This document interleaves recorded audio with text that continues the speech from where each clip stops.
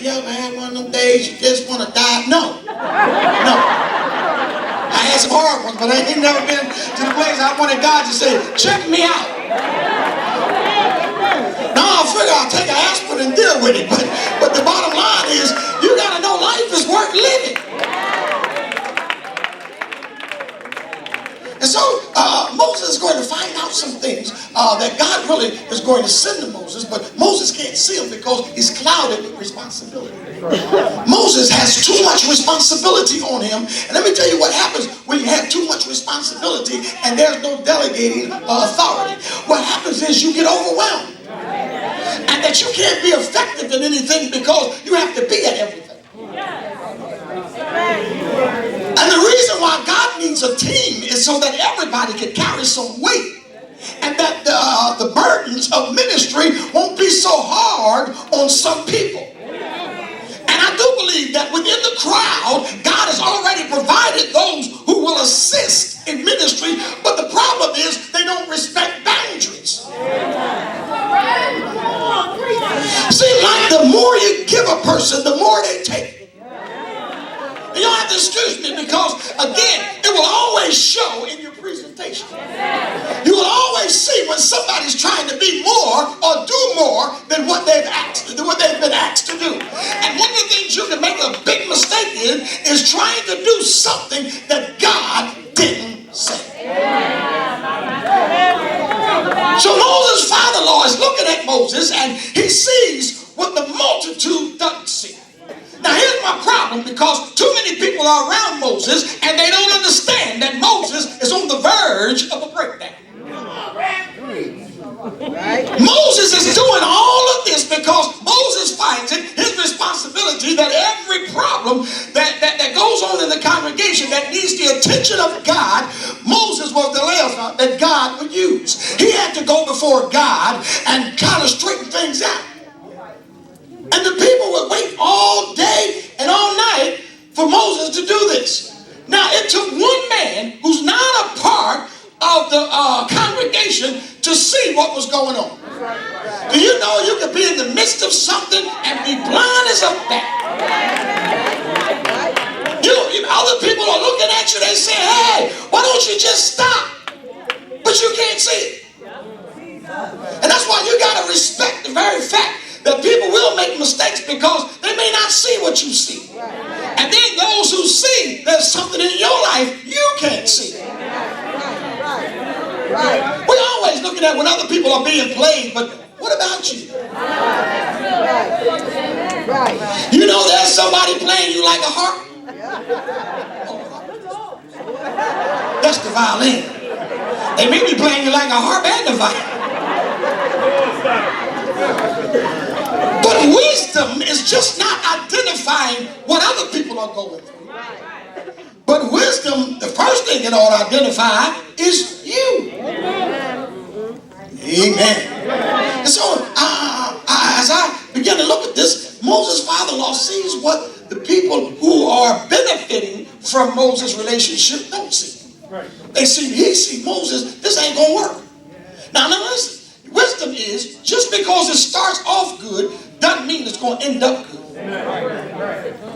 You got to be able to see that no matter how I started, amen, if something don't happen, I'm going to wear out. Amen.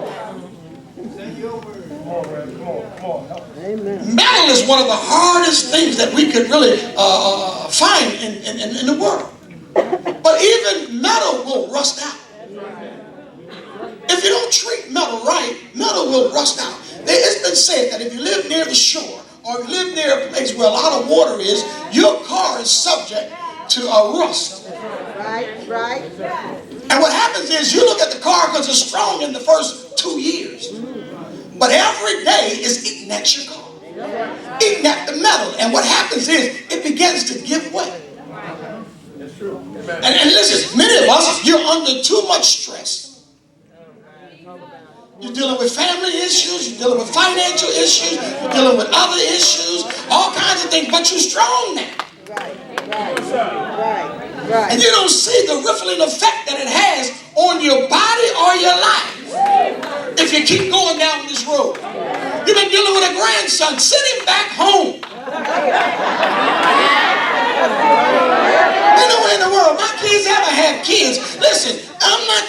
parent. I'm your grandparent. Listen, hey, Johnny, how you doing? Oh, your dad going home. Now you may say that that's cold. That's not cold. That's why society is messed up. Because people can have babies and don't take care of them. The nerve of you to shuffle your child off on somebody else because you can't handle it.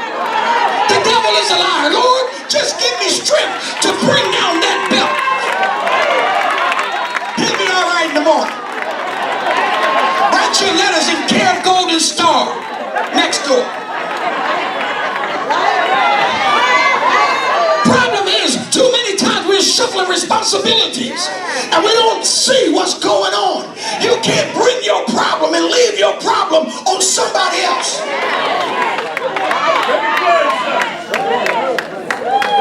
Young kids have lost their lives because they got younger brothers and sisters that they have to watch and do things that only parents should do. How you out having a good time and your son or daughter watching your children while you finger pop? Don't ask me how I got there, I'm just broke. And so when we look at this, other people can see problems in other people's lives, but oftentimes we don't see it in our own selves.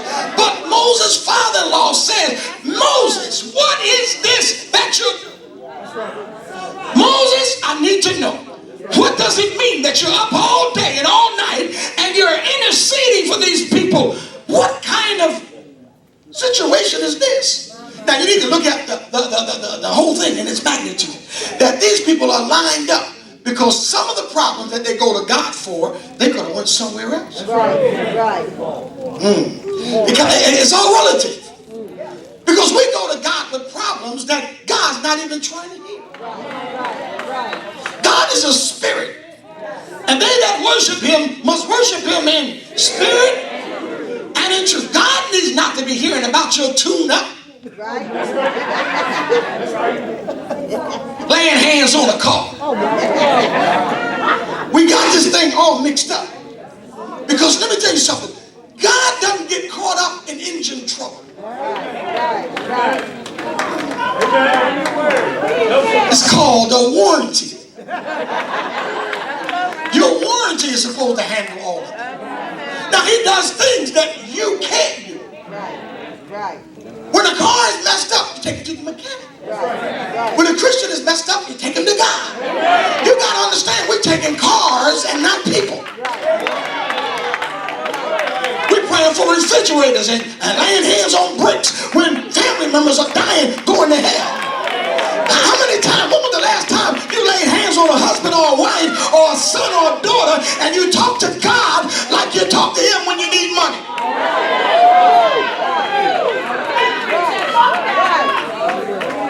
We got it mixed up. And so in the text it says, he says to Moses, Moses, listen, you can't do this. Now thank God for Moses that he's not the kind of leader that won't listen. That's a different ball game when you get leaders that don't listen. Now what God was going to do now, he's going to establish rankings. He's going to establish responsibilities. But it didn't come from Moses' mouth, it came from his father-in-law.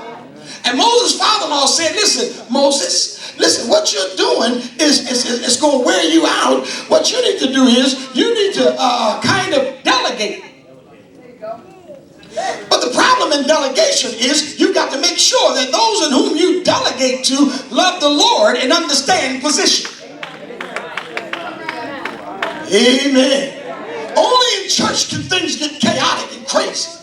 Only in church can people who are not even in an auxiliary minister in that auxiliary and nobody even appointed them.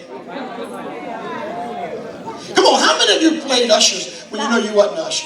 How many of you told people, no, I ain't got that, you sit here. You know you out of order. How many of us played deacons? Listen, you can just, I'll pray for you. You got prayed up. Well, I must have hit a nerve. And why do you think people run to you before they go to the deacons? Because you've already availed yourself as some kind of spiritual leader over people. Self-appointed. Not anointed. so the text says, Moses, you're going to mess up. You're going to hurt yourself. So what you need to do is, Moses, you need to find some men that are responsible enough to learn. That's the first thing that Moses needs to find. You need to find some teachable men. Because everybody not teachable. You might have a lot of men, but they don't mean they're teachable. You've got to find somebody who knows who they are.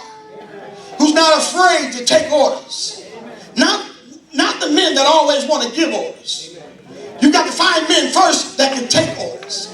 Because if you find a man that can take an order, you'll find a man that can give an order. And so Moses now, he has to find out exactly who it is that he can trust. And then he has to teach them the ways of God. That you can't do it your way. You got to do it God's way. And that when you get this appointment, amen, that God is going to be watching you. And the question becomes, can you be trusted in small matters? Because it's sometimes orders or ministry is uneventful. It's a lot of times you're in ministry and it doesn't have a big boom. Some ministry is small, it's quiet, and nobody would even know. But if you are a person that needs attention, you're going to take a small quiet moment and try to make it into this big thing. We have a lady here. All you have to do is welcome the people.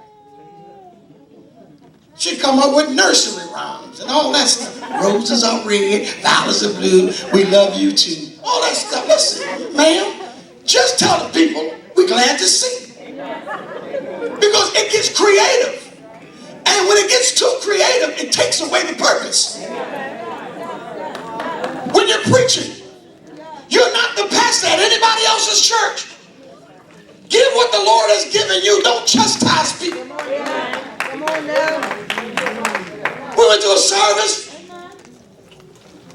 and the preacher told me, y'all talking about vision. No, the Lord said, ain't no vision. Clean this place up. And it was one of our ministers.